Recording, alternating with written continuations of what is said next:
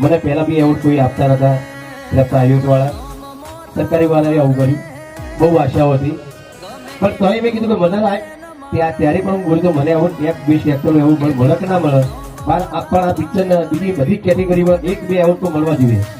પણ જે વચ્ચેવાળા કમિટી વાળા હતા જે બરાબર, એ લોકોએ પિક્ચર જોયું છે, એમને એવું ના થયું કે ભાઈ આ પિક્ચર આપણા સરકાર માટે પણ બહુ સારું મેં મેસેજ આપ્યો છે, એટલું ના થઈ કે આ પિક્ચરને આપણે કોઈ પણ એવોર્ડ આપીએ, કેમ ના આપ્યો, ના આપ્યો બરાબર.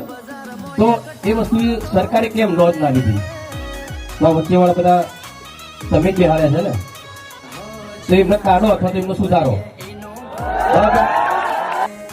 ઘણા બધા મને તો કેટલાય ટાઈમથી આ લોકો ઇગ્નોર કરે છે, ને કેમ કરે છે એ બી મને ખબર છે. હું ટિકિટ લેતો નહીં એટલે બધી વસ્તુ